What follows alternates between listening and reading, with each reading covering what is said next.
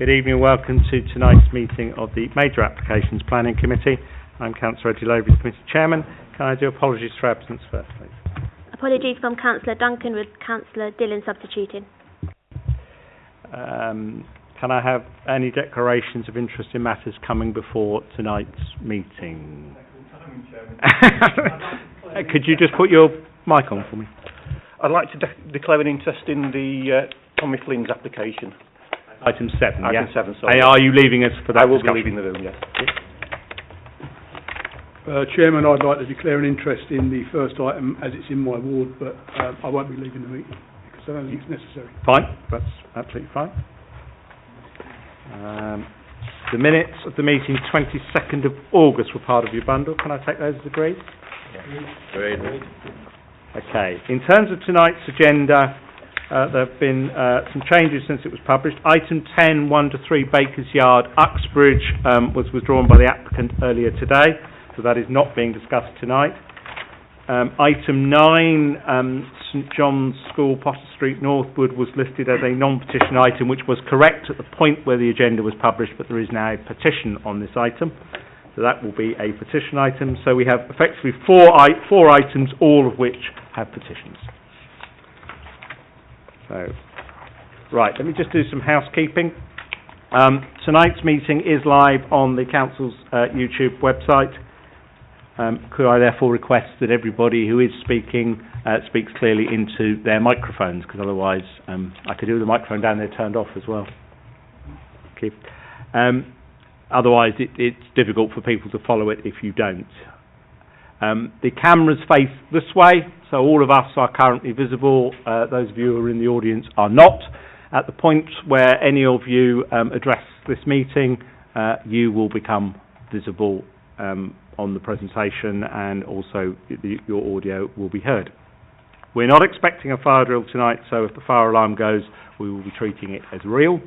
Fire exits the door you came in, and almost certainly the best exit would be through the next set of double doors and down the big spiral staircase, or the other exit is behind me. But the officer team won't be hanging around, so I'd follow them out the door. Could I please ask that all mobile phones are switched off or at least to silent? I particularly would remind all colleagues around the table, because that's normally the ones that go off in this room, not normally in the audience. In terms of the conduct of tonight's meeting, all members have had both the pack that was circulated a week or so ago, and there have been updates from petitioners in relation, the applicant in relation to the former Tommy Flynn's public house, which everybody should have had, and in relation to St John's School, where the new petitioner circulated a document earlier this week. So those two I'm hoping everybody has got. The officers will then give us a presentation including some slides, and they are visible on the two screens either side of us to further explain. For those items, which is all tonight with a petition, petitioners get 5 minutes to present to us. 4 minutes with a green light, 1 minute with an amber light, and when we get to red, you're done. Members may ask questions of petitioners, they may not. They will ask questions if they're seeking some clarification on something you've said. If they've understood your points perfectly, they will leave it at that.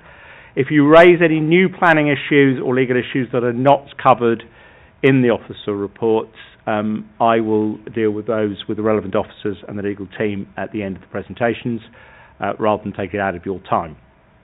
For any item with a petition, regardless whether petitioners choose to speak, the applicant or their agent are entitled to speak. Where we have a petition in support, and I do have one tonight, if that has come effectively from the applicant, you're not doubling your time up with me. Ward councillors are entitled to address us on any item. The only one where there's a likelihood, as far as I'm aware, is item 9, where there is a possibility that Northwood Hills councillors may be here. Nobody else has indicated that they're coming, but if they appear in the room as we're going, I will check whether they wish to join us. Okay, that is all of the explanation of how this works. The voting members of committee tonight, I only get a vote if we get a tie.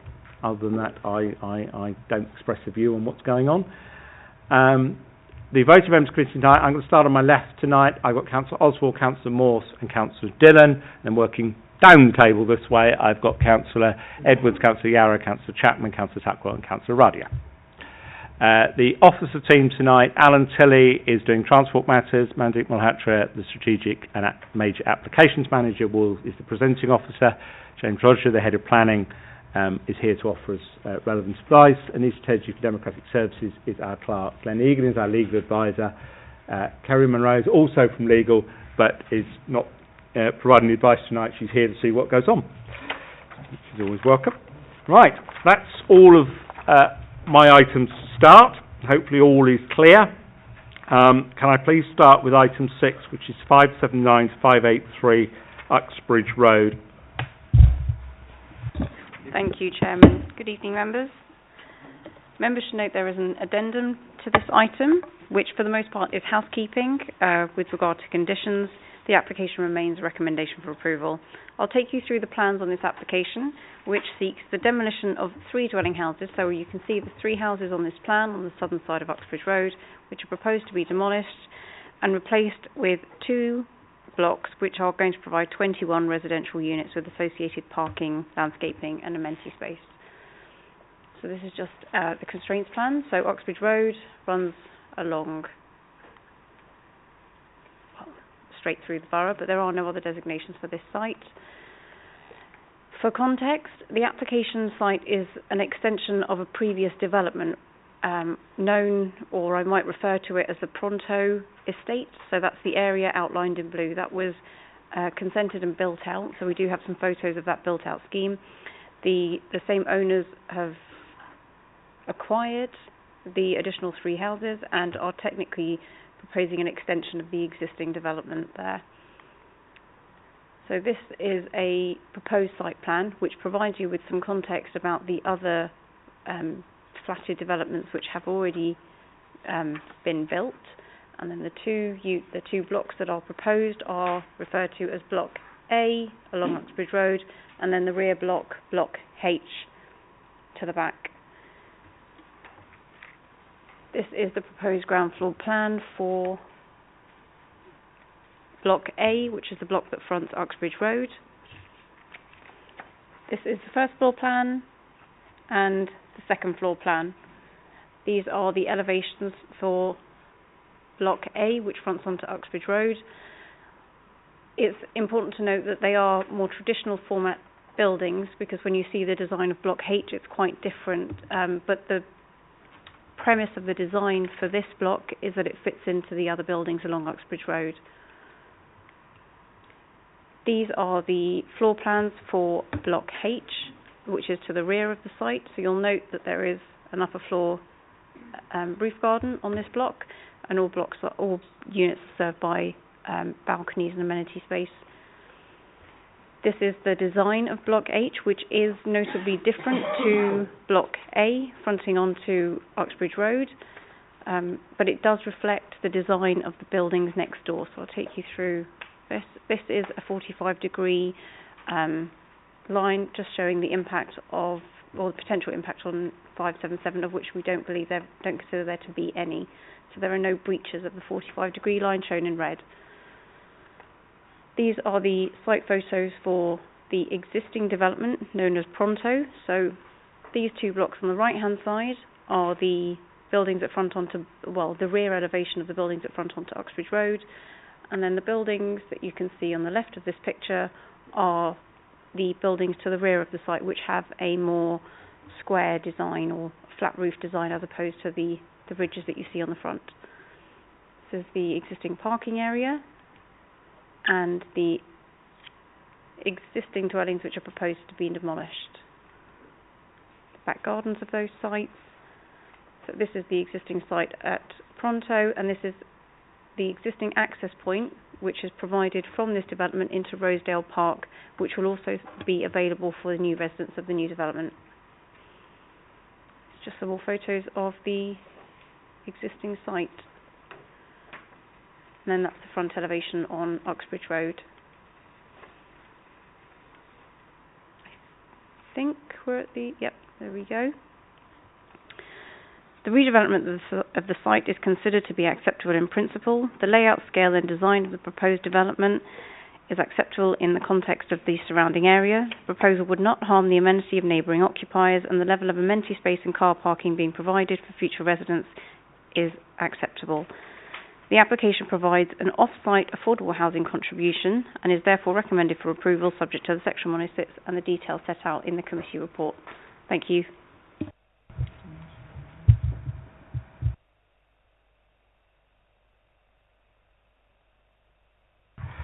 There's a lot of them. Okay, the petition on this one, is anyone here on behalf, we're unclear whether anyone on behalf of the petitioners is actually turning up. Is there anybody here who got a petition on 579583, Uxbridge Road? No. Nobody's showing a hand, so I'll take that as a no. Is there anyone here on behalf of the agent or applicant for this one that's looking to speak? Yes, Tim. If you want to come up, take a seat at the table. If you press the button on the middle of that microphone, it lights up, and then we will start timing once you begin to speak. Chairman, members, thank you for the opportunity to address your committee. I'm Mark Berry, and as Director of Planning for JSA, I represent the developer on this scheme, Thorney Farm Developments. As you know, the proposal provides for the development of much-needed housing in a sustainable location. The application has been amended to address concerns expressed by your officers and members of the public, and it comprises 2 new residential blocks, as has been described, providing a mixture of unit sizes, associated access, parking, landscaping and amenity space. With the various revisions to the scheme and an agreement to make an affordable housing contribution of £151,000, the proposal has now secured your officers' support. The density and scale of the development proposed picks up on other previously consented schemes in Uxbridge Road, including the former Pronto Trading Estate. On these sites, we have 3- and 4-storey development where the land is developed to utilise the plot depth and to make efficient use of the land. The current proposal follows a very similar format to that adopted on the adjacent site at Kingswood Place, but has been scaled down to address the transition to the 2-storey housing development to the east. Following expressed concerns, we have substantially lowered the front block, reduced the eaves height, and we've employed brick as the only facing material, with some contrasting brick types to add visual interest and articulation. The rear half of the building has been stepped in and set back from the side boundary with 577. In terms of external design, within the context of the street scene, your officers consider the revisions met the requirements of the feedback provided. The rear block has been moved further away from the boundary, and other steps have been taken to reduce its impact on 577 and to improve the size, design and scale of the building. In particular, recessing the 4th floor away from the neighbouring boundary has been welcomed by officers so that that element of the building appears visually as 3 storeys. We've extensively revised the road and pedestrian layout, the bin and bike stores. There are 37 parking spaces for the development, including 13 re-provided for the existing dwellings at Kingswood Place. The amenity space has been improved with a total provision of around 466 square metres in the form of ground floor communal areas, private balconies and a roof terrace. A significant component of this is an area of communal space adjacent to the boundary with 577. We've also been able to incorporate 4 large 3-bed units at ground floor level with their own direct amenity space at the request of your officers. The provision of family-size accommodation will be an important contribution to meeting an identified need in the borough. All of these revisions, and in particular the reduced scale of the 2 blocks, have been carefully considered by your officers. And in June we were asked by your officers to make a whole series of further amendments to the scheme, which were subject to further public consultation. We've addressed every point raised, including the insertion of additional parking spaces, and we have responded in a timely fashion to further adjust the proposals. Notwithstanding all of these amendments, I am aware that there are still objections. However, the amended scheme accords with policy, and makes the most efficient and effective use of this sustainable site. It would also safeguard the amenity of the current and future residents. It is a more intensive form of development than exists at present, but it provides much needed housing with a good mix of unit sizes. There is a contribution to affordable housing, as I've mentioned, of $151,000, which my client has agreed to despite the late introduction of additional Section 106 contributions that were not taken into account in the viability testing process. If the viability appraisal were to be rerun with the full cost of the Section 106 liability, the contribution for affordable housing would be reduced by at least $73,000. Nonetheless, my client is willing to pay this now to avoid the prospect of a lengthy appeal process. Chairman and members of this committee, the scheme before you is the product of a lengthy iterative process that has produced the optimum solution for this site. All the issues raised by your officers have been comprehensively addressed, and the financial contributions exceed what your independent valuers have deemed affordable. The revised scheme will be a positive addition to the borough's housing stock and assist the local planning authority in demonstrating 5-year housing land supply. It will be a high-quality scheme, and it will complement and enhance the development of the area. After nearly 21 months of negotiation and amendments, I would urge you to approve the application before you. Thank you. Thank you. Just about got there. Do members have any questions? Nope. Thank you very much. Thank you very much. Could you just turn that microphone off for me? Indeed. So you avoid some feedback as we go on. Okay, who wants to start me off? Councillor Oswald. Thank you very much, Chairman. Just a couple of things. On page 5 in the summary, the third paragraph says the application provides an off-site affordable housing contribution. We've just heard that. Or it says on-site or an off-site contribution. Addendum, I think, clarifies. Oh, I yeah, must have sorry. missed that. Yeah, it was picked up. It should say an off-site. Yes, that is a... It's off-site, is it? It is off-site, yeah. Okay. Well then, I can only thank the developers for increasing the contribution, really. What else can I say? The other thing, Chairman, is does this breach the 10% rule for this road? Through you, Chairman, would you be able to... Yeah, no, good.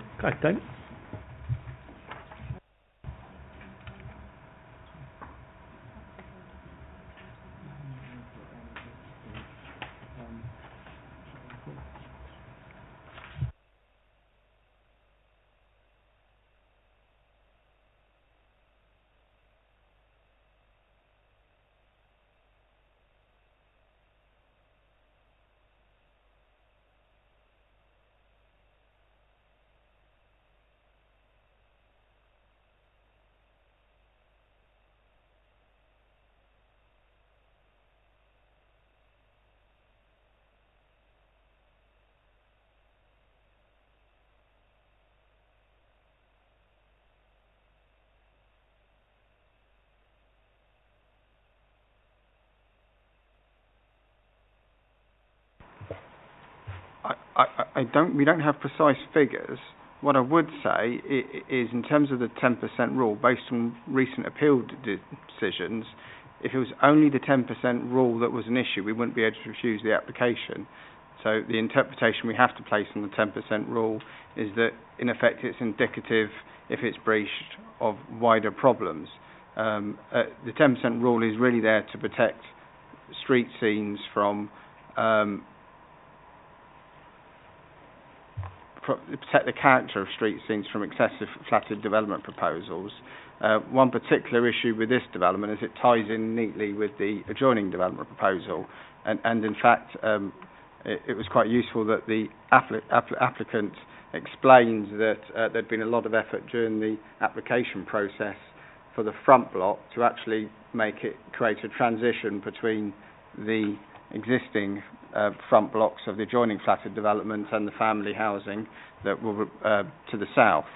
So if we were trying to say if it breaches the 10% rule, and as I say, I don't know the precise figures, but even if it did, the only harm would be, effectively we'd be arguing is the harm on the street scene, and I think it'd be very difficult to argue harm from this particular proposal, because arguably the proposed front block is a softer, is a better articulated block than the two existing ones to the north of it. So apologies, I'm giving a slightly rambling response, but as I don't know the precise figures, but I can't see that even if it was a breach, we'd actually have any grounds to refuse an application. Okay, is that well, yeah, thank you very much. Yeah, well, it's asked and answered, isn't it? I mean, I wasn't looking to refuse this anyway. I was just interested whether or not it did breach the 10%. Quite frankly, Chairman, I think this is probably now, because of the ex-Pronto industrial site, this is probably now in keeping with what's already there. I mean, on Central and South Wind, we lost the Pronto industrial site. We tried to keep that for the employment, but we lost it. I think it was on appeal. That's a few years back. I haven't got a clear memory of it now, but no, I'm okay with it. I've got a couple of other people looking to come in. Councillor Radia, I think you, and Councillor Edwards, I spotted. Yes, no, Councillor Radia first, and then Councillor. I'm being democratic. That's fine, thank you. As usual. Thank you, Chairman. I also welcome the fact that its architectural style is in keeping with Kingswood Place, and also that they've revised the plans in response to consultation. I believe that they will be sharing an access point with Kingswood Place onto the main road, and I just wanted to ask the highways officer if there are any additional traffic control measures which are needed. Thank you, Chairman. No, there are no additional traffic control measures needed. Thank you. Nice answer. Councillor Edwards, another easy question, or? It is. I have nothing against the scheme. I think it's a good one. I think it takes forward and helps with our housing stock. The affordable housing contribution is also welcomed, although I am disappointed again on the scale of that. But that's the economics we live in. The only improvement that I could make would be a suggestion that we add an additional condition. And that is similar to the one that is under agenda item 8, and it's the enhanced noise condition. And that is where you have rooms of a different sort above one another in a flatted development. And here we have bedrooms with living rooms above, and I think we should be bringing. I think that's it. Thank you. Hang on. We have a noise condition 10. I think the query is there's a report later in this agenda that may have a better condition, I think is what the council is suggesting. An additional one. It's certainly relevant, I think, to Block A. It isn't quite as relevant to the rear block, but may be considered. I certainly think we should give that some thought. The background noise levels for Uxbridge Road will be higher than those for the Ickenham site you're referring to, I would have thought, simply from knowledge of the different highways involved. Therefore, I can't see any problem at all in the proposal you're making. Transition noises between flats as much as from external. That's the only bit. So it'd be so there's two noise conditions on the Ickenham item. So what you're suggesting is to substitute those two conditions for condition 10. For condition 10. I think that bear in makes mind the higher background noise levels in Uxbridge Road, I'd be very comfortable with that. Okay. So if this goes forward, we'll take that forward. Councillor Moore, I think. Basically, I don't have any objections. However, I do point out the fact that the level of air pollution is a critical level, almost illegal level, and I do note condition 11. And I appreciate this is not a plan, it's strictly a planning issue, but from my point of view, I think there's something they should be aware of, that we are putting people living in conditions where it might be affecting their long-term health. Yeah, I mean, it's a similar point that is, relevant to anything in this thing. So, if I'm taking members correctly, subject to swapping condition 11 for the two noise conditions that are referenced in condition 10, for the later one. Just picking up the councillor's point, can I just double check before we push this forward, because you did raise air quality, is condition 11 as robust as it needs to be? Is that absolutely right? Because again, I wouldn't want. I'm just raising the query. No, I'm just double checking, just in case. Are you? You're happy with it? No, I'm just double checking. Yep, good. Okay, if you're both comfortable, we've got the right one, then I'm good to go. Can someone take me forward, Councillor Oswald? Yeah, excuse me. Move the officer's recommendations, Chairman. Subject to the changes we've just. Subject to the changes, yeah. Can I have a seconder for that, please? Oh, Councillor Chapman, thank you very much. All those in favour, please clearly show. Thank you very much. That one's approved unanimously. I now move to item 7, and Councillor Chapman will take his leave for this one. The former Tommy Flynn's public house, Sutton Court Road, Hillingdon.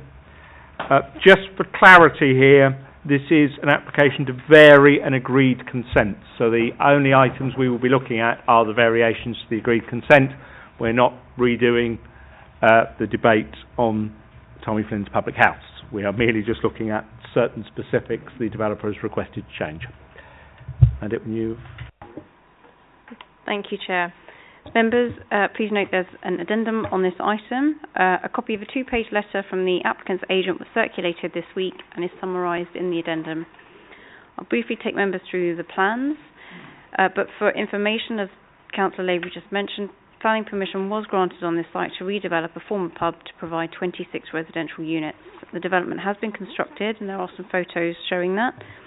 It's not yet occupied to the best of my knowledge. The applicants through this application are only seeking to relocate the bin storage area and introduce an additional studio unit with associated elevational changes, 1 new parking space and landscaping alterations. So this is the application site on the corner of Sutton Court Road, and it used to have the Tommy Flynn's pub on. There aren't any site constraints for the application site. So that was the layout of the pub previously, with parking along the front and pub in the centre. And this is the consented scheme that has got planning permission, so it's residential units all along the frontage, and then access to a car parking and cycle store area on one side and amenity space in the centre. The proposed site plan would see, I don't know whether it's easier to flick back and forward in a second. So this is the existing site layout. So the change to the bin store is that it increases an area of land here. I think I have some before and after. So there you go. There's a slight change to the built form in the bottom left-hand corner. The other change to note is the car parking layout. So it becomes more dispersed. This is the proposal. And the bin storage area, which is just here, changes to be located all along that rear boundary. Cycle store, sorry. No, that was cycle storage, wasn't it? It's been a long day. Yeah, no. These are the approved elevations for this application site. The bin store is just here, and on the next plan you'll see the proposed elevations, which change the bin storage area into a single studio unit just there. The elevations here also show on the bottom elevation plan. If I can just flick back and forward, that's the proposed bin store. This is the existing arrangement, so the bin store is within the building, therefore you don't see it on the outside of the elevation. Now, which way am I going? Am I going in the right direction? Nope. There we go. So I did try to help with, this is the approved layout plan, and I've bubbled in red where the changes occur under the proposed ground floor layout. So that's the approved. The bin storage area is this green room just here. The bin store moves to an external location just here, and that becomes the studio unit. Bins would then be accessed off Sutton Court Road and pulled here, whereas under the previous arrangement they have their own doors and are pulled onto the street. We have some typical bins for you, and this is an approval of a condition from the previous consent. I'll take you to some photos of the as-built scheme. This is the other elevation. Yes, and this is the pertinent photo which shows the bin store with the doors, which would be removed and replaced with windows. So there, just here, or just here by the workmen, is where the waste store would be located. And some photos, the most relevant of which is this is the location of where the bin store would be, and this is the boundary fence adjoining the residential properties. Yep, that's it. The applicants through this application are seeking to relocate the bin storage area and provide an additional studio unit with associated elevational parking changes. Whilst the parking changes are in principle acceptable, the proposal would result in a scheme that locates its refuse storage externally, close to the boundary with the neighbouring property. The impact of the proposed change is considered to result in unacceptable impact on the amenity of the neighbouring properties in terms of noise, disturbance and potential odour, and as such the recommendation is for refusal on this application. Thank you. Thank you. We have a petition on this one. Who's presenting? No. No. Yeah, that's fine. Share your 5 minutes. Yeah. Yeah, my apologies. The ruling we have on additional items, they must be in 48 hours in advance, because otherwise we get presented with stuff at the last moment that we have had little opportunity to verify. So we have help. Sorry, I said no. Oh, sorry, I didn't hear you. Sorry. No, I'm being consistent with what I've ruled all the way through. So if I do it for you, I'll have to do it for everybody else.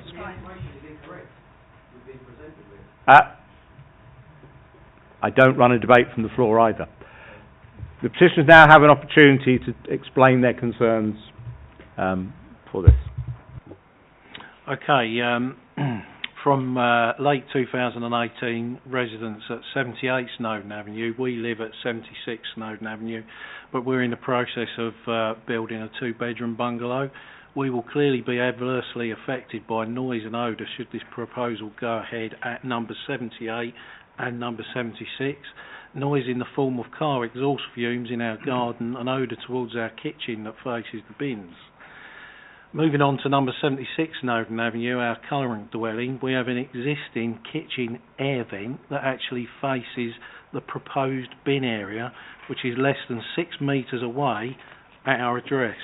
The applicants have omitted the fact that we do not have a kitchen window, a bathroom and a small living room window that face or are close by the proposed bins. This is wholly inappropriate, and our whole property health and enjoyment of our living space will be ruined if this is approved.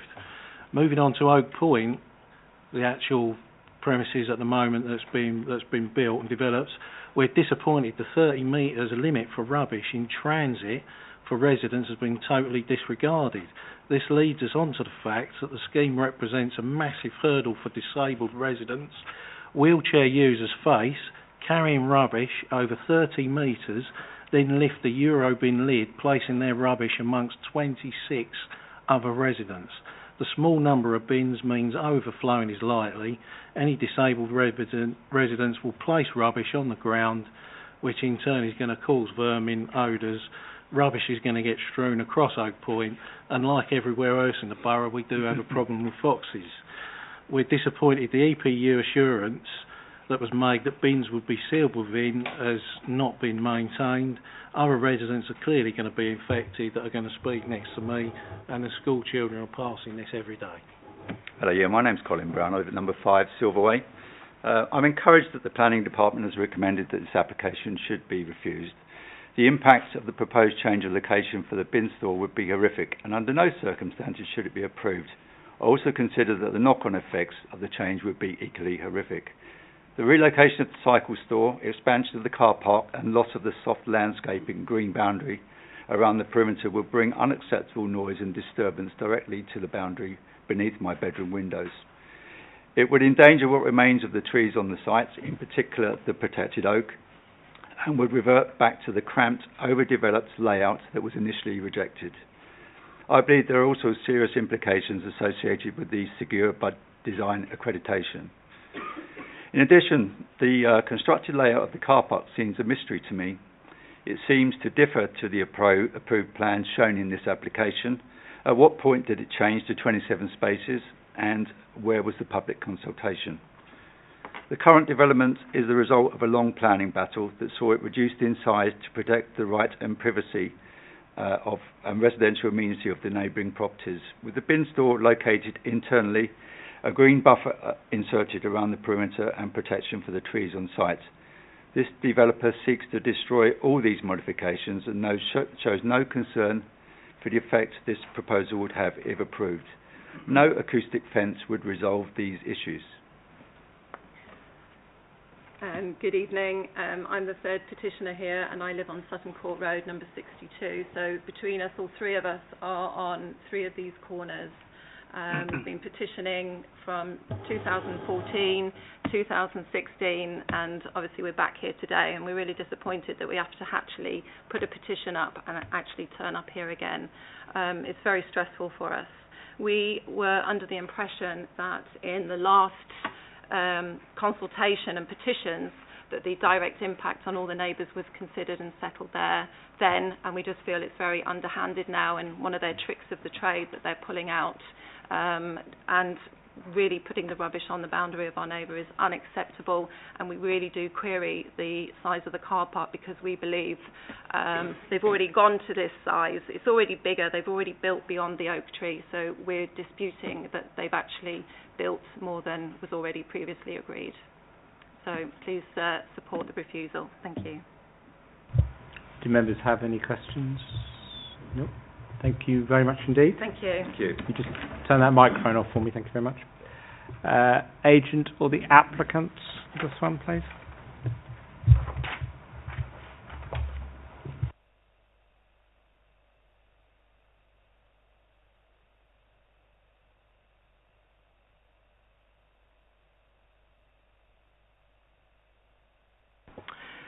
Chairman, members, good evening. I'm Richard Henley of HGH Planning, a Chartered Town Planner and the agent to the applicant, Clearview Homes, a Northwood-based, award-winning local developer. Thank you for the opportunity to address you this evening and to respond to the objectors. On the basis of the content of my briefing note, which you've all received, I ask that you consider the facts, the suggested planning conditions, and agree to support this application. Firstly, members, this application is for a minor amendment to an approved scheme which is now under construction and substantially complete. The officer's report objectively and comprehensively sets out the facts of the case and raises no objection in principle to the additional housing unit. The waste officer confirms the acceptability of the capacity and the location of the bin store for roadside collection and resident carry distance. Hillingdon Highways supports the application for an additional car and cycle parking spaces. In terms of design, officers support the additional window, door and the size of the studio, which complies with national space standards, the green roof of the cycle store, and the form and mass of the bin store in relation to 76 Snowdon Avenue. With reference to the objector's petition, I comment as follows. The location of the bin store is not, as they state, on the immediate border with the residents of 76 Snowdon Avenue. The revised plan submitted locate the bin store on the flank wall of the approved building, which is a substantial 5.5 metres from the northern flank wall of 76 Snowdon Avenue. It is important to note that this exact same siting of a bin store in relationship to a neighbour was approved by this council on the redevelopment of 23 Carrow Road in Northwood, also by the same applicant. Whilst not stated in the officer's report, since the approval of the scheme, 76 Snowdon Avenue has secured approval on appeal for a dwelling in the rear garden, which is now under construction and accessed via a new roadway adjacent to the boundary with the application site and a 2.5 metre equivalent fence in between. With no flank habitable windows to 76 Snowdon Avenue, there will be no adverse impact of noise or visual appearance on the neighbours. Parking. The applicant is not, as the petition states, squeezing in another parking bay. As mentioned, there is no objection from Hillingdon Highways, who state that they welcome the additional space. This is because a layout with 27 car parking spaces is already approved and been implemented in accordance with the discharge of the parking layout planning condition last October. The design of the cycle store with a green roof is supported by the council's landscape officer, and together with the approved parking layout with a no-dig construction and less intrusive foundation for pads for the cycle store, will have a reduced impact, increase soft landscaping and preserve the retained trees. The National Planning Policy Guidance states that planning permission should not be refused where imposition of planning conditions or by entering a planning obligation would overcome reasons for refusal. So in response to the three reasons for refusal, I comment as follows. Bin store. The applicant is willing to accept a planning condition requiring three elements to mitigate any adverse noise, disturbance and odour. 1. The submission of further detailed design of the bin store so that it is secure, has well-fitted airtight doors. 2. To install an external tap and hose to carry out regular cleansing in accordance with a waste management plan to be submitted and approved by the council. And 3. An installation of acoustic fencing to the southern boundary adjacent to 76 Snowdon Avenue and 5 Silver Way, as already approved, and to be installed on the eastern boundary adjacent to 60 Sutton Court Road. Cycle store. In accordance with the approved parking, tree protection and landscaping details, there will be no material harm to the retained tree nor loss of soft landscaping area. However, the applicant is willing to accept a planning condition for the submission of further details of the green roof cycle store, its location, foundation design, soft landscaping and an arborist report for the long-term preservation of the tree in the parking area. Affordable housing contribution. This will be secured by a planning obligation for the agreed pro-rated contribution of £13,978 with a variation to the Section 106 agreement.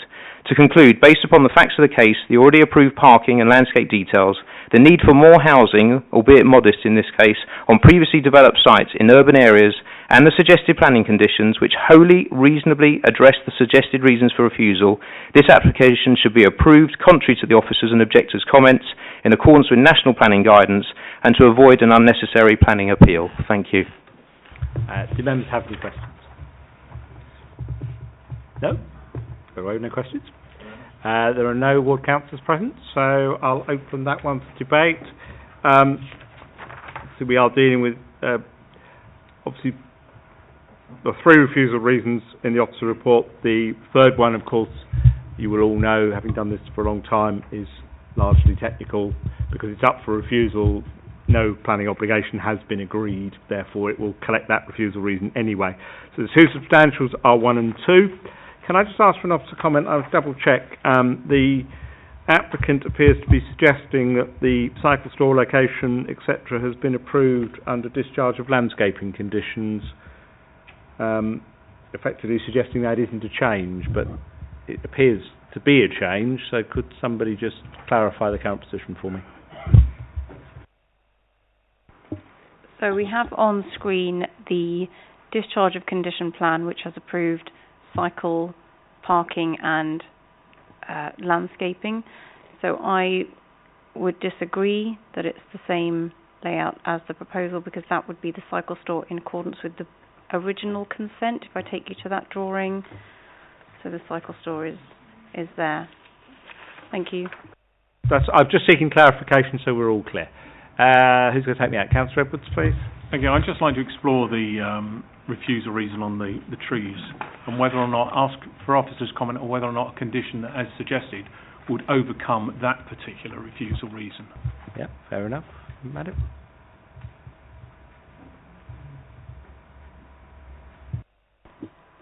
The purpose of lodging your planning application is to make sure that there is no uncertainty when you receive your application. So the reason we're refusing it is because we haven't had that reassurance that there isn't a detrimental impact on that tree. If they were to resubmit the application with the evidence to show that there was no problem with the tree, if we were to condition it and the tree died, the onus is on us having failed to do our duty to protect it. So we don't have sufficient evidence to say that we should remove reason for refusal number 2. If I can give a perhaps even simpler answer, this cycle store will be hard up to the trunk of the tree in effect. So I've taken an almost common sense point of view. I cannot see how there wouldn't be harm to this tree. And the other point you need to take into account is that we don't just look to protect the tree as it is. We want the trees to grow and flourish, and that's not going to be straightforward with a cycle store right hard up to its trunk. Thank you. I take it from that we have an assertion from the agent that is refuted by officers that require evidence that there's going to be no harm to the tree. That evidence is not forthcoming, therefore it's a refusal reason. Is that correct? I'm quite comfortable with the refusal. Thank you. That's fine. With all the refusal reasons as set out in the report, even having heard all of the speeches that have been made. Councillor Morse, you were and then Councillor Oswald. The current developed site is already above the density of the London plan, and we're going higher, slightly, albeit very small amount. Is that another point that we could raise for refusal of this? We've crafted the refusal reasons such that they're ones we think we can defend at appeal. So which is why they've focused on the actual issues. So yes, it is correct that obviously the density is rising, but that in itself we wouldn't consider a problem, because at appeal the applicant would argue that that's outweighed by the need for further housing. In this case it's the specific problem of the neighbour impact from the bin storage and the relocation of the cycle storage that is causing us concern as officers. Okay, Councillor Oswald. Thank you very much, Chairman. Yeah, it's quite a nice development actually. I live just over the other side of Long Lane, and I got this report on my iPad on Friday, and I was just going through this, and I walk my dog around there 3 or 4 times a week to get a paper from Sutton Court Road, so I thought I'd go and have a look. So I did, and I certainly agree with the petitioners regarding the bin store. and the odours and the noise that they're going to experience. So I think I would support the petition on that. The other condition, well, you've already said, Chairman, condition 3 is technical anyway, so don't bother about it. And number 2, well, I'm really not too bothered about that. I'm quite happy to move the officer's recommendations, Chairman. Thank you.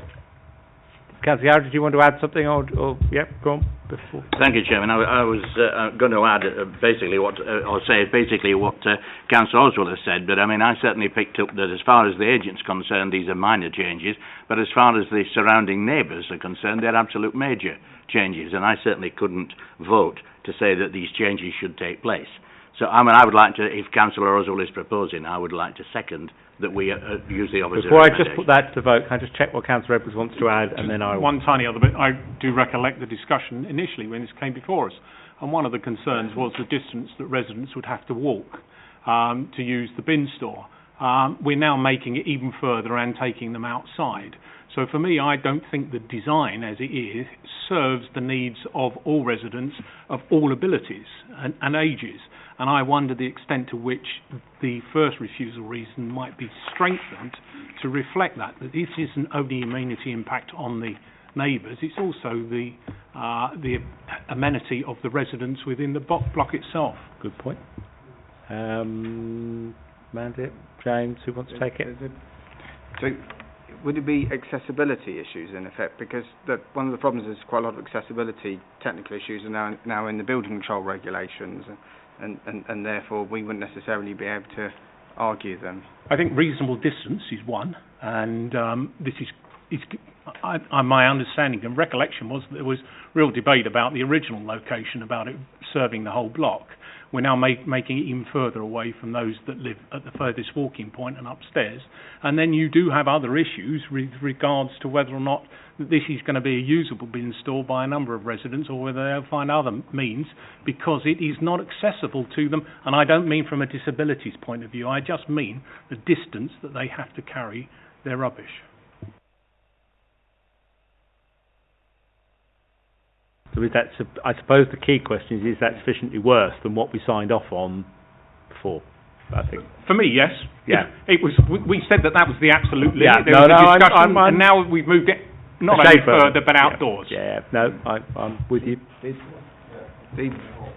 I mean, in terms of those that occupy the furthest most away flats, the revised layout would be,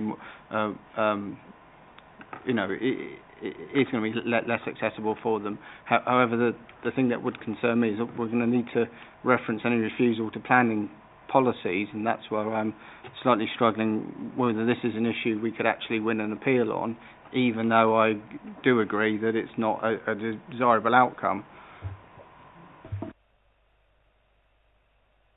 In that case, I'll take the proposed seconding I've already got. The item is proposed and seconded for refusal. All those in favour of refusal, please clearly shout. Thank you. That one's refused. Thank you. I just need...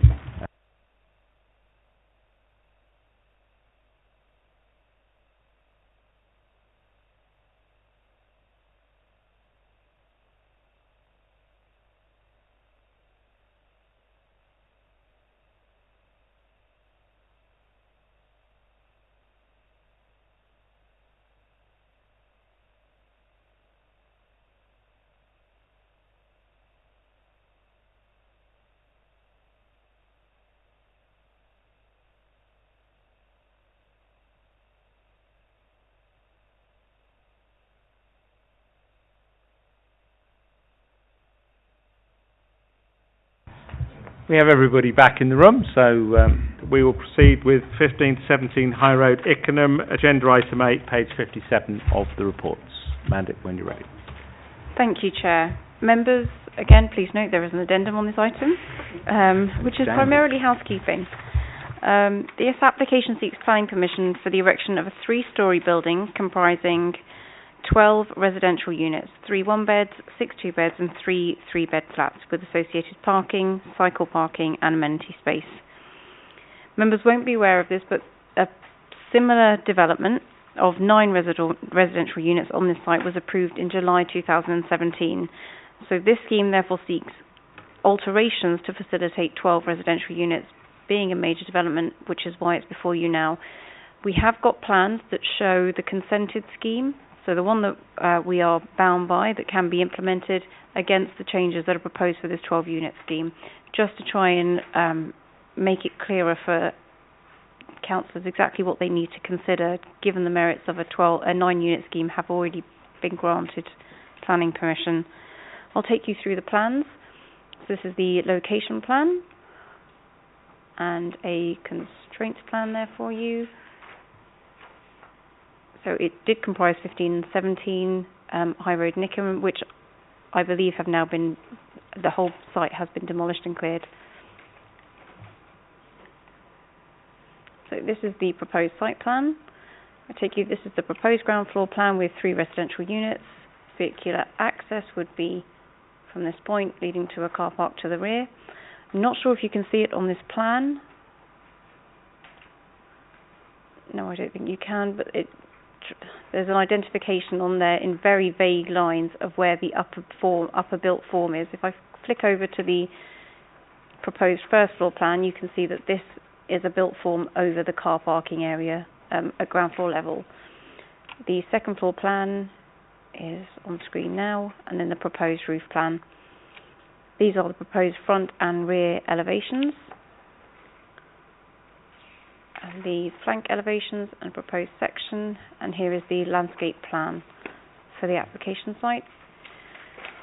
These are probably the most useful plans. So we have on the left the consented development scheme, and on the right the proposed development. So you'll see that under the consented scheme the extent of parking area is unchanged, the amenity area associated with the development is unchanged. There is a slight alteration to the front treatment, whereby a disabled parking bay has been introduced in probably what's considered to be a better location to the front of the site. Access remains in the same location, but there is an additional area of built form at ground floor level in this area here, which I'm now circling, and here at ground floor level.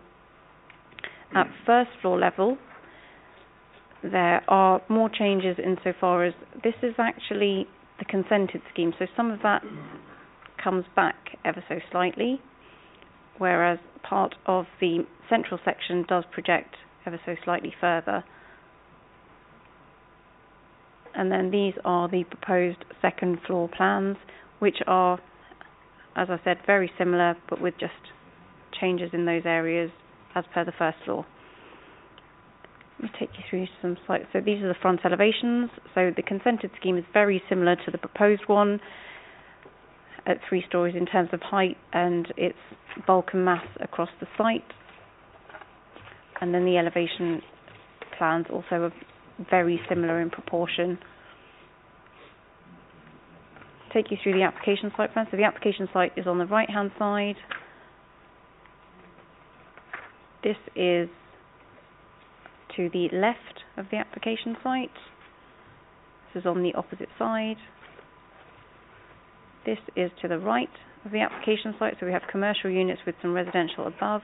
I think there is one photo which shows the relationship of this building to the development site, which would be here. But again, based on the floor plans, there is if I take you back, sorry to keep going back forward, there is a fair degree of separation between the built form and that building that I just showed you a photograph of.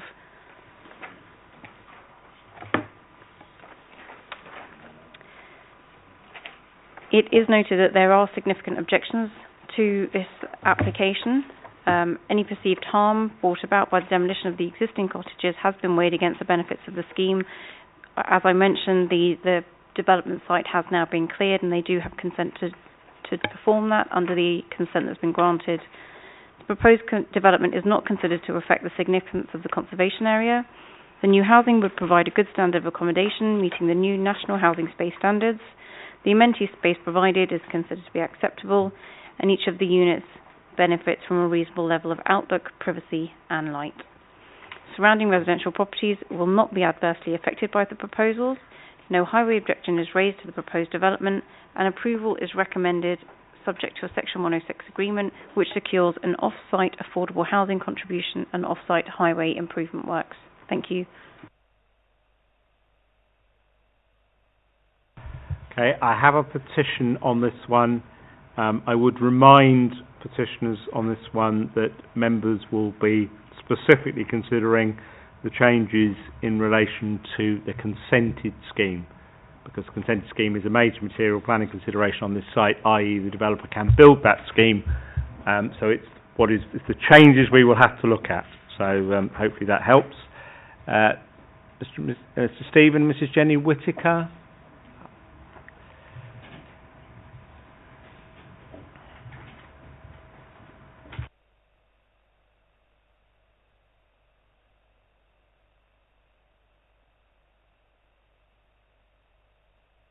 Can you press the button when you're ready? Thank you. Please develop this site. It's been derelict for the past 14 years, and I've lived in Parkfield Road. The green hoarding is ugly and the businesses in the area are hidden. However, this high-density application should not be approved. This application is for 12 flats over 3 stories. In 2004, a similar application was refused on this site. This was also for 12 flats over 3 stories. It was refused for 6 reasons, most of which still apply to this application.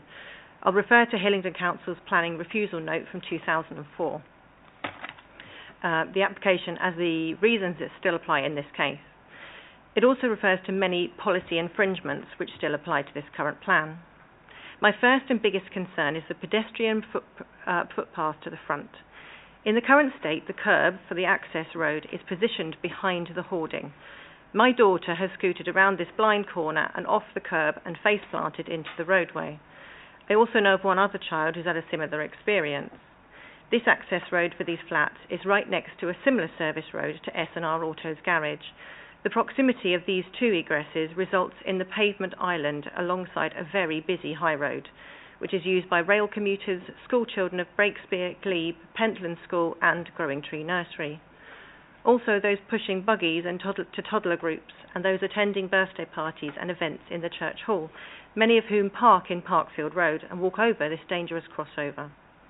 In the refusal notes of the 2004 application, similar concerns were raised. It says, access arrangements which are likely to result in pedestrian and vehicular conflict and is prejudicial to the free flow of traffic and conditions of general highway and pedestrian safety on the high road. Another big concern is the density of this development. 12 flats counted in bed terms, that's 24 bedrooms. Some of these flats are 3 bedrooms, presumably designed for families. However, none of these 3-bed flats have direct access to the outside amenity space.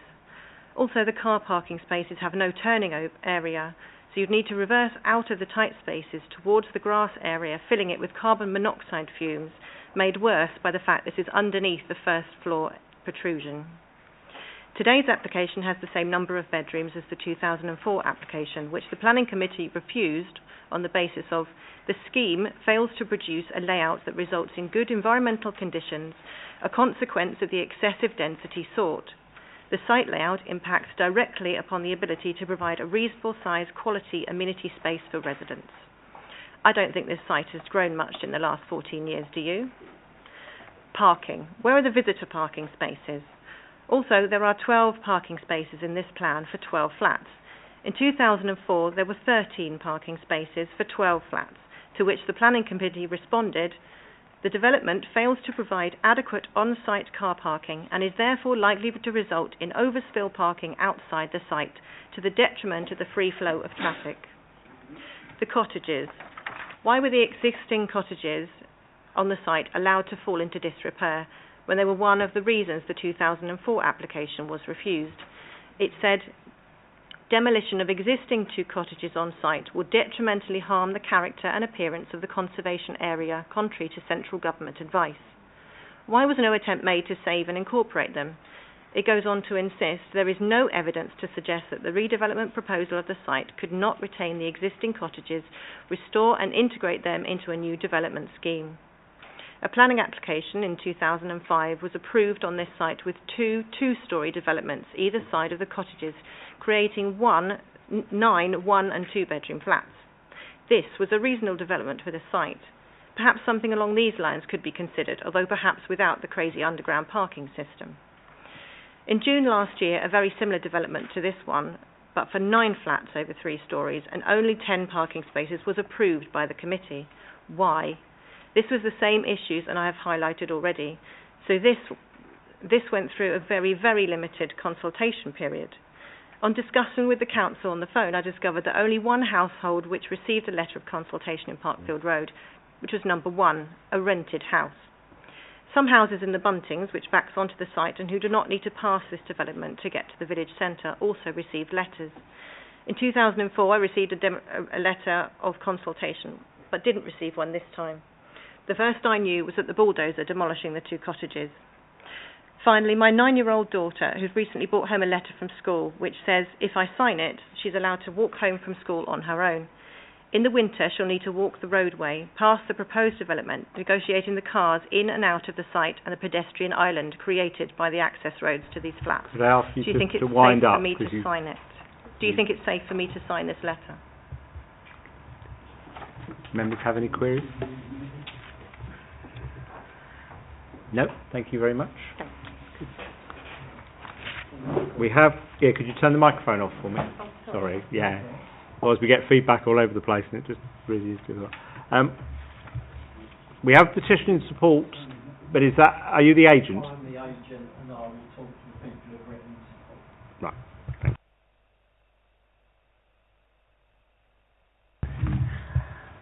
I think you've got the process by now. Good evening, Chair, members and officers. I'm Peter Smith, one of the directors at the architectural practice that have been involved in this proposal. I'm a bit taken back as to what I was actually going to say, as most of what the petitioners said appears to be about applications related to 2004, 2005. We were nothing to do with those applications. We don't really know what was discussed at the committee at those times, and our client acquired the site in 2016.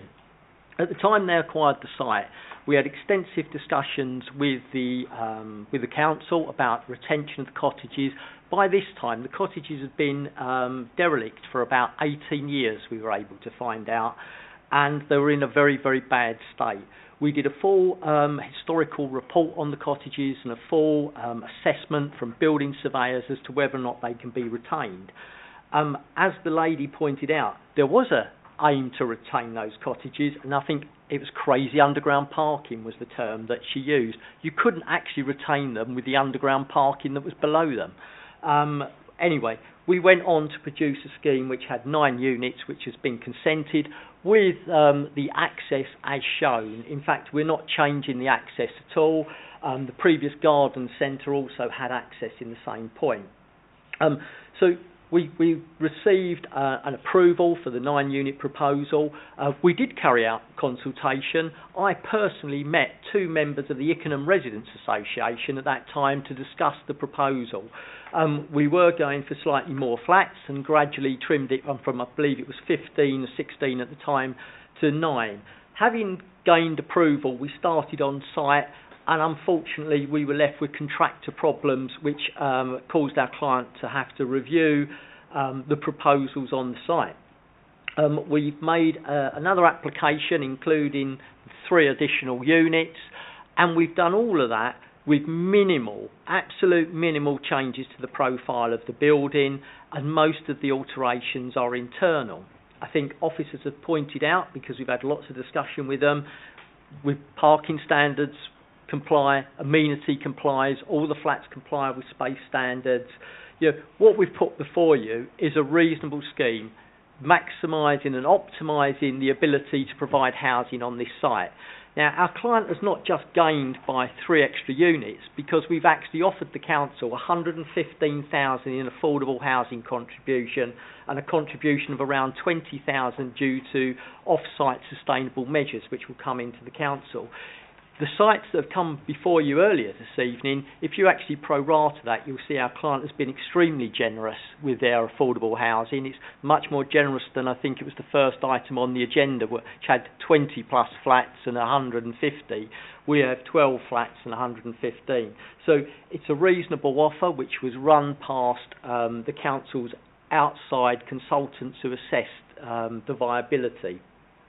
So the scheme before you is a reasonable proposal, meeting all the standards, and I would like you to approve it tonight, please. Sure you would. Do members have any questions? No. For... Yeah, okay. Were you the organiser of the petition which collected 57 signatures in support of this application? No, I wasn't. Okay, fair question. But he has spoken. We've only taken one presentation, so that's fine. Any others? Nope. Thank you very much. I'll open it for debate. We'll go back to my earlier caution that we would need to deal with this in respect of the consented 9-unit scheme. I'll ask the head of planning for a comment on the 2004, just to close that one down. Yeah. So yes, the 2004 refusal related to 12 units. But in all other respects, it was a completely different proposal. So this proposal involves access on the right-hand side. The 2004 involved it on the left-hand side. This proposal is for an effectively T-shaped building with lots of articulation. The 2004 was a large, sort of effectively square-stroke rectangle that had pretty much no articulation and very little architectural merit. So I can see why the 2004 12-unit scheme was refused, but the only similarity is that they both involve 12 units. So I would totally reiterate the advice from the chairman that you need to deal with this on its merits, and by far the most important material planning consideration is the previous 9-unit scheme approved on the site. And the agent is right to highlight that the affordable housing contribution does also need to be taken into account, because of course the 9-unit scheme had no affordable housing contribution. Okay, Councillor Edwards, take me out. Thank you very much, Chairman. We may not like the position we're in. There might have been a far fuller discussion about many of the issues that the petitioner discussed had we had a full reign on this one. However, we are very limited by the fact that a planning permission exists for this block of 9 flats, and the street appearance is much the same. I can see very little difference at all. The layout, the changes that do occur, the slight enlargement to allow the additional flats are all policy compliant in terms of both the amenity space and the layout in terms of the size and use, and therefore I regret that I feel as though I can do nothing but to move the officer's recommendations on this case. Okay. Councillor Morse, you were first, and Councillor Oswald was a very close second. Sure. The order I saw them in. I tend to agree with Councillor Edwards' statement. I can't see any serious planning reasons why we can turn this down with serious intent, and appeal process would I think overrule us anyway. And we are unfortunately under pressure to provide housing because of the situation in London, and this site has been like this for many years, and it's a bit of a nice site. I mean, I walk past it quite frequently, and I think it needs development. Thank you. We have a proposer, we have a seconder. I've got no other hands up, so on that basis I will put the proposal that this is approved subject to officer recommendations and any variations contained in the addendum, which does change a couple of conditions. All those in favour, please clearly show. That one's approved. Thank you very much. Right, I move now to agenda item 9, which I did explain at the start, is now a petition item. It's on page 97. It's St John's School, Potter Street, Hill, Northwood.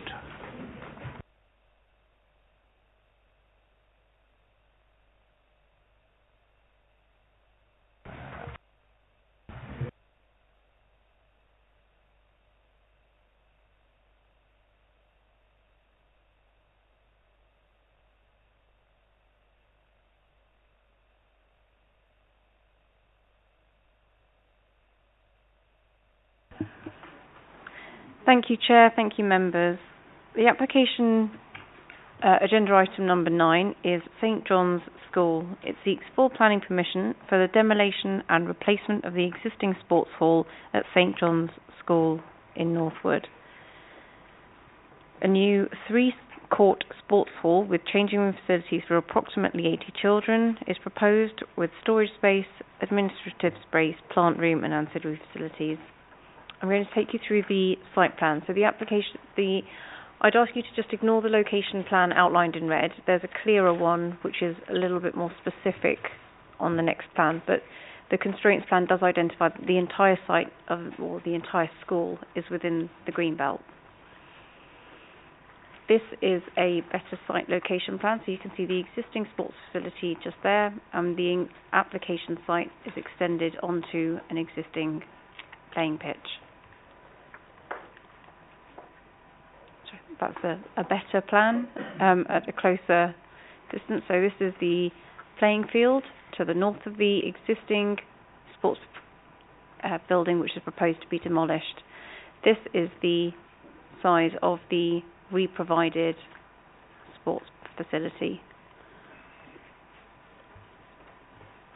Another plan of the ground floor. So I did mention that it was going to be a 3-court sports hall, so those are identified here, and then the associated changing facilities are there. I think the next plan, it shows the elevations of the building, so it does have a curved roof to try and minimise its scale and massing. This is a clearer plan to show where some of the first floor elements of the proposal will be. So it's just over this portion of the building, and this will therefore be a much higher floor to ceiling height to allow for the activities and the sports which will take place. This is the proposed roof plan, and then some sections showing the change in levels across the site. You'll note within the body of the report that there are variations in terms of where you take the floor to ceiling heights and how tall the building actually is, and that is predominantly because the site is so varied in its levels across the sports playing area. So some of these plans do actually show those variations in levels. Topographical plan, a tree protection plan, because there are existing trees which will be retained on site. This is the existing sports facilities within the site, and just some photos of the existing school grounds.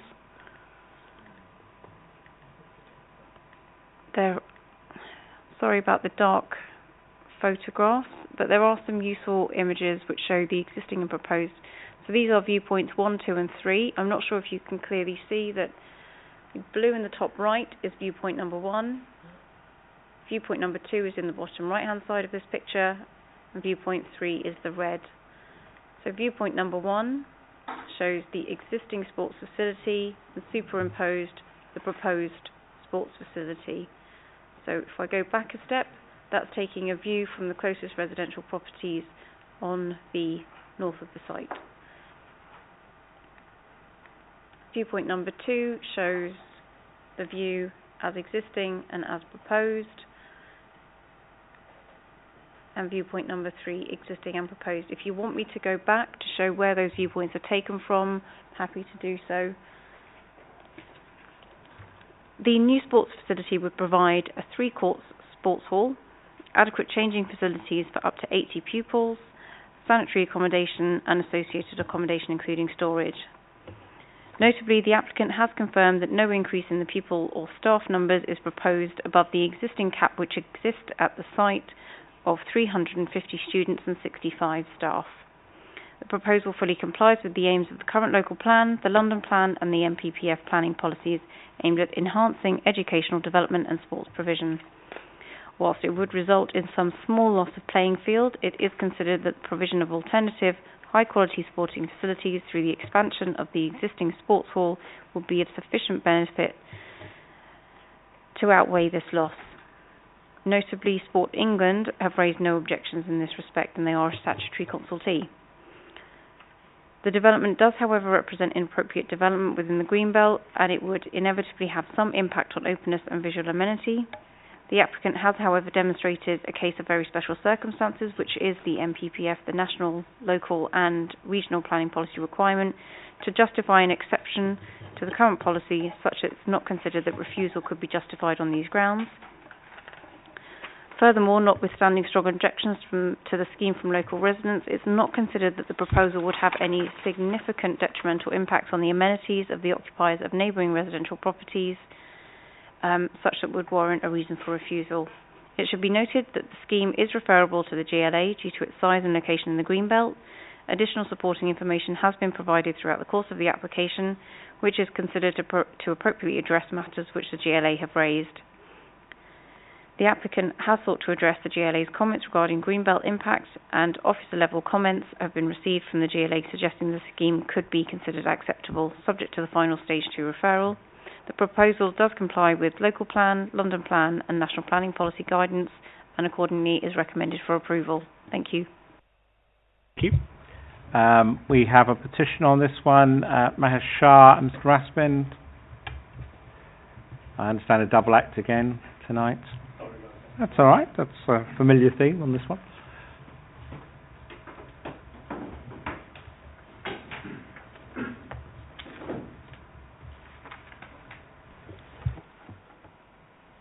Good evening. This application concerns a development in Greenbelt for which there is clear judicial authority and case law on the following principles. Need means required in the interest of the public and the community as a whole. It does not mean need or desire for private interest. Unmet need alone is unlikely to constitute very special circumstances. The hurdle to prove very special circumstances is very high. Even in cases involving children's education, family housing and human rights, applications have been denied due to the substantial weight given to harm in Greenbelt as being inappropriate development. Only limited weight can be given by an inspector due to lack of evidence for unmet need in the locality. Openness and visual impact are two distinct concepts. Loss of openness adds further substantial harm and cannot be mitigated against. Other factors have also to be considered. There are no legal requirements for the provision of indoor physical education facilities in any statutory instruments or guidelines. Definition of physical education includes playing of games. The only legal requirement for physical education specify outdoor space and changing facilities and showers for 11-year-old and over. Sports England are a statutory consultee only. They cannot and do not dictate the size or design of the sports halls. The massive size and design has been chosen by the applicant. NPPF paragraph 73 requires a robust and up-to-date assessment of need in the local area. This has not been done. The planning officer has assessed the proposal on the height being 7.5 metres. The correct height is 9.6 metres. This is a significant and material difference. Previous approvals at the school have restricted use of facilities by the school only and restricted operating hours so as not to disturb the residents, neighbouring residents. So how can a community use agreement be feasible? The PE timetable is for a total of 8 hours of PE per week, divided into 14 lessons. This is less than 50% of the existing sports hall capacity. Nick. There has been no demonstration of a real requirement for the replacement of the school's gym, just desire. The school, the parents and even Ofsted have all said the provision for and achievement of sporting performance is already excellent. In addition, the school already has an all-weather pitch, 4 rugby and 3 cricket pitches. What this application does have is a desire and a subsequent liking and presumed need for enhanced resources. Current sport resources are underutilised, and a current community use agreement would only lead to an intensification of use, which is totally at odds with the Green Belt policy. It just does not make sense for an area with difficult accessibility, especially when other larger options outside Greenbelt, like nearby Northwood School, which was recently rebuilt, offer a better choice. I have tried to approach this whole matter on a reasonable and fair-minded basis.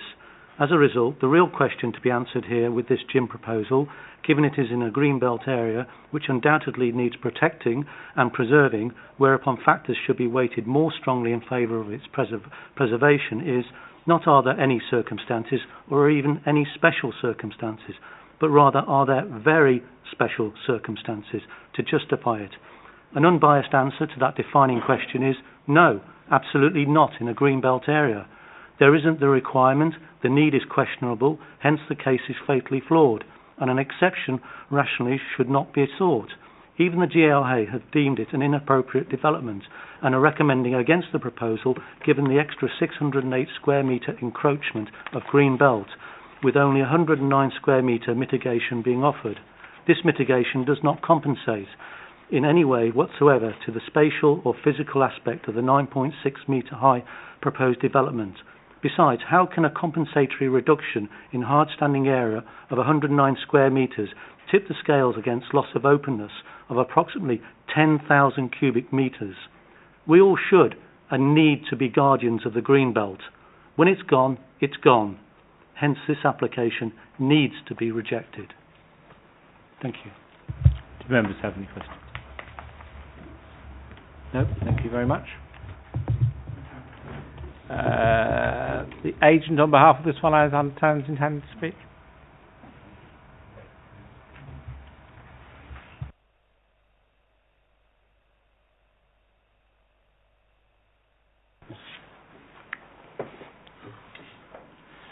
Thank you for allowing me the time to respond. Just to introduce myself, my name is Sean Robinson and I'm the headmaster of St John's. We've worked with the London Borough of Hillingdon over the last 3 years and have provided the opportunity for consultation with 2 pre-planning applications. We've adopted all of the suggestions and recommendations made during this process. And we've welcomed the support of Sports England, the Greater London Authority and of course the Borough Planning team in recommending this application for acceptance. The need for a new sports hall, which is detailed in the planning statement, will give us an extended physical education curriculum and allow pupils to be taught in a much needed and improved environment. Our current facilities are over 30 years old and simply don't meet today's standards. We all know the importance of an active lifestyle, and encouraging the children in our care to enjoy a more comprehensive physical programme has to be beneficial. In fact, research shows that daily exercise means that children are more receptive to classroom learning, and that is a primary aim of St John's. We've considered carefully our educational and sporting requirements, and our architects have put forward a proposal that provides a 3-court sports hall based on dimensions from the Sport England publication, Affordable Sports Halls. Consideration was given to a larger and more usual 4-court hall. Indeed, this is Sport England's recommended size when developing new sports halls. However, not only would this have a more significant potential impact on the greenbelt and the overall footprint, but we don't feel we need this sort of scale to meet our needs. It's important to recognise that the hall will be multi-purpose. We provide for both pre- and after-school care for many of our pupils, and a further objective of the project is to use the hall for this purpose. At the moment, care is provided in the dining hall, but often has to be relocated when extracurricular activities take place. The replacement hall will also address this requirement. We know that St John's is a very sensitive site, but consider that the design does everything it can to minimise the impact on the greenbelt and local residents. We therefore carried out a community engagement exercise, extending our invitation to local residents, councillors and residents' associations to attend the school, view an exhibition of the proposals and speak to myself, the bursar, teachers and governors. Members of the school's planning and design team were also available. Particular concerns about the building process, including access for construction vehicles from Potter Street Hill, were raised, so we will be preparing a construction environment management plan to make sure these concerns are carefully addressed. Controls on the time of deliveries to avoid school drop-off pick-up times will be included, and I must emphasise that no construction traffic will enter the school grounds from the Gate Hill estate. We understand the concerns of residents about community use. If we can allow some limited community use, we will, but only at a level which is acceptable to residents. However, we do see this as an opportunity to further develop our partnership with local primary schools. We have also reached agreement with the Gatehill Residents Association on the access route to the sports hall. As well as minimising the impact on the Greenbelt, following discussions with the GLA, we are proposing to green part of our site, which is currently hard standing, by converting it into an allotment for the children. Whilst not planners, we fully understand the high bar set for Greenbelt restriction. This is why, from the beginning of our discussions, we've involved the planning officers in explaining the need for a new hall. And officers have been helpful and consistent in their advice that the very special circumstances test has been met. In closing, we would not be here if we didn't believe that the need for the new sports hall is driven by the educational and sporting needs of our pupils and the children in our local community. We trust that we have your support. Do members have any questions? Councillor Morse. I'm asking about the community use agreement. What sort of availability do you think this hall would have? Because you mentioned you might use it for other functions as well. I think certainly the opportunity to work with the local primary schools is something that we would want to go down. So that's the type of thing, that's the type of area I'd be looking for. We already have a taekwondo group that come and use and we want to extend that. So it'd be limited, but we would want to limit that within the within an agreement. Okay. Can I just ask one other question? You said in your presentation that the current hall, I acknowledge it's 30 years old, but that's not that unusual for sports halls. How does it not meet the current educational requirements? Because it's one badminton size. So basically, for our 13-year-olds, you can play a four-a-side football match in it. It's just not big enough. And also, I think one of the crucial things about extending it is that the age groups we have 3-year-olds to 13-year-olds who will predominantly be using this hall. We have to have the facilities to be able to work inside as well as outside. We've spent a great deal of money on enhancing our sporting facilities outside, has been recommended. If you had a view around St John's, you'd see that this hall was just not acceptable. It needs to be better. Okay. Councillor Yarrow, you had a question. Yes, it's a similar question to Councillor Morse. When he asked what would it be used for, will it only be used for sporting activities or could it be used for general activities? It could be used for general activities because the plan has a staging that will come out, so we'll be able to host events in there. We currently don't use it we wouldn't use it for music, I don't think, but it's possible that we could. It's possible we could. So we have a variety of opportunities there. Okay. Do members have one for thereafter? You currently have outdoor facilities though that you use for PE, etc. We have outdoor facilities that we use for games and PE. Yes. Hard standing and the field. We have an AstroTurf and we have a field. Yes, we do. Okay. Yes, I think you're done. Thank you. I think I'm going to start this one with very special circumstances because I don't think I can start it anywhere else.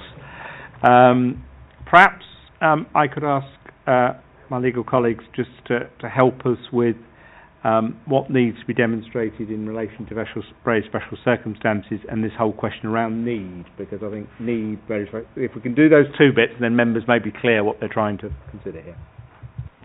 Thank you, Chairman. First of all, I'd echo some of these statements made by one of the petitioners about once green belt has gone, it's gone. That's why that NP national policy requires there to be very special circumstances to justify an inappropriate development in the green belt. What constitutes very special circumstances is a matter for your judgment, and that there's a case been made by the school there. They say their facilities are outdated, they need replacing to keep, for the reasons that have just been outlined. Some residents disagree. I say it's a matter for judgment, taking into account the factors in the report And there's evidence there from the school, from residents, from the GLA, from Sports England, and from officers as well. Also bear in mind the public sector equality duty mentioned in the report. But in relation to the test of need, I disagree with the submission that's been made. The submission that's been made about need has to be demonstrated in the public interest, that relates to a case that was heard in 2013 involving Mole Valley District Council. That case subsequently went on appeal and was overturned in 2014. The definition of need as set by the Court of Appeal is this. I take the view that if any need is to be understood in a broad sense, so that the requirement is capable of being met by establishing the existence of a demand for the proposed type of facility which is not being met by existing facilities. So, Chairman, that's the test of need. I hope that assists in the debate on whether very special circumstances have been shown to exist in this case. Thank you. I think that provides some clarification. I'll now turn this open. Who wants to start this particular debate? Somebody going to start us off? Councillor Oswald. Thank you very much, Chairman. Yeah, I read through this report on Friday, and then I read it again yesterday. To me, it looked all right, other than the fact that it's the gradual erosion of the green belt. Obviously, this is going to be substantially bigger than what's already there, and everybody tonight said once it's gone. Well, it is. You don't get it back. I'm surprised actually that this school is built on Greenbelt, but at one time I believe that schools built on Greenbelt were invisible. So that's probably why it's there. Yeah, it's true. Yeah. I think it was, yeah. So that's probably why it's there. I'm not keen on well, I thought it was okay, but I'm not keen on the Greenbelt issue, Chairman. So I'm not really too sure where to go from here. So I'll just keep my powder dry for the moment. I'm sure others have got views on this one. I can't believe you're the only one, but I'll go Councillor Edwards, then Councillor Dillon. No, that's it. You're going to say something in a minute. You're bound to. I'm in a very similar position initially to Councillor Oswald, that my initial take of this was, yes, I could see that a need had been expressed, that it was well evidenced by experts and by officers. Then the issue for me was about the impact on the green belt. And I do accept the argument that once it's gone. But when I look at these photographs, it's gone already. What we're talking about is an additional small piece of building in an already developed site. So the additional harm that is being caused here is what is exercising my mind. And whilst I do understand that from the viewpoint from the north, you can see that it has changed. It isn't quite as dramatic as would cause me to have to refuse this in defence of the green belt. And so I'm inclined to support this application at this stage. Councillor Dillon. It's going to be a long item, this one. I did forecast that when I saw it. I can see that there is a desire for a possible need for children to engage in PE, etc., and I can see all the benefits of that, but then we have to weigh that up against the erosion of the green belt. And it is erosion of the green belt that was already existing. So I think we're going to have a difference of opinion here. And it's to a degree, it's that balance, and it's to the degree that we are eroding the green belt that's causing me an issue. And I think with the fact that we've got desire rather than need, because there are already existing playing fields, there's an AstroTurf and an indoor facility, which other schools elsewhere have, similar circumstances. You know, where do you draw the line on the erosion of greenbelt and desire? So. Okay. Can I come back expressly on that? Yeah, there was nobody else coming in, so you may as well. That issue of need, there is a lot of evidence within the report of an expressed need. And quite clearly for me, if we were only to limit it to the fact that it's got very limited changing rooms at the moment, that's probably not appropriate for the intensification of the use that they're seeking to do, then there is clear a need for better and more changing facilities at the very least, which are a feature of the gymnasium and the additional space that is required to cater for ages range groups from 3 to 13. I would defer to an expert, a head teacher, who says, in the best interest of the development of the children in terms of physical education and the curriculum around physical education, it's not just a sporting activity, it is also one that can lead to qualifications and careers, that if that expert says this is a dated facility, there is a need to update it, I'm not in a position to say contrary to the contrary, particularly when that is then echoed by Sport England and others, including our officers. So I think the evidence is that quite clear there for need. Just something might help. I'll let you come back. The head teacher mentioned that effectively this has taken 3 years to evolve this proposal. There has been a lot of pre-application discussions and discussion with the Mayor's Planning Office, and the relevance of this is what in effect happened is that the proposal has been drawn back such that it was almost implied, and apologies if I'm paraphrasing, that maybe it was slightly overindulgent, their proposal, in terms of the scale of the facilities, but effectively two sets of planning teams, both the planning team here and the Mayor, we don't agree on everything, but we do agree on Greenbelt in terms of the way the planners operate. It has been drawn back to try and address earlier concerns, and that is referenced. So yes, there was initially concerns that the Mayor had, but then they're overcome through further revisions to the plans, and there's now actually a green roof on the proposals. Which does lead me to a small bit of housekeeping, which is partly I wanted to speak. I really would like delegated authority to do some alterations to condition 13 to do with the green roof. The reason I'd want that is to ensure that we have a full maintenance scheme for the green roof. Because we've had problems before that people put up green roofs but don't maintain them, and then they're 5 years later they're not a green roof, they're a brown or different coloured roof. Yeah. So we have a landscape architect at the council that would be able to help me turn those 4 lines into a much more robust planning condition. So I'd welcome delegated authority on that. We will note that obviously is dependent on where this discussion that's moving along slowly is going. Councillor Dillon. Thank you, Chair. If you take, for example, St Helens on Long Lane, small school, about 80 children, 3 to 11. They have no facilities, so they use a hall within their building and a tennis court, a court park, and bits of court park. And they have a great PE curriculum and outdoor curriculum after school.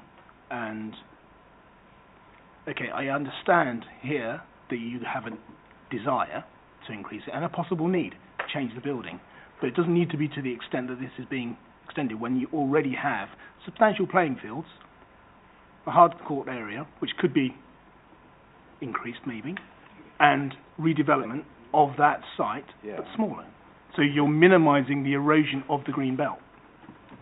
Okay, I'm gonna need to pull some other members into this, because I've got very clearly at the moment, I've got one member who is uncomfortable but undecided. I've got, I think, one on my left here who doesn't think, you don't think the need is demonstrated, and you don't think it's required. I have a member on my right who is comfortable it is. Can I just try and draw in some other members into this discussion, because at the moment we're not going to move very far. I think Councillor Morse did just about indicate he was going to come in. I'm looking also down the right-hand side of my table because I need some other contributions. Sorry to put people on the spot, but at the moment I'm a little unsure where we're sitting with this one. Yeah, of course. Well, I'm going to cross the Rubicon. I've looked at this very carefully, and I particularly asked the question because I was particularly interested in the community use agreement. Because obviously, Sport UK's, their accession policy, E5, supports this. If we've got that contract, which we have. Part B of the policy, London Plan 3.19, also says we can go ahead with this.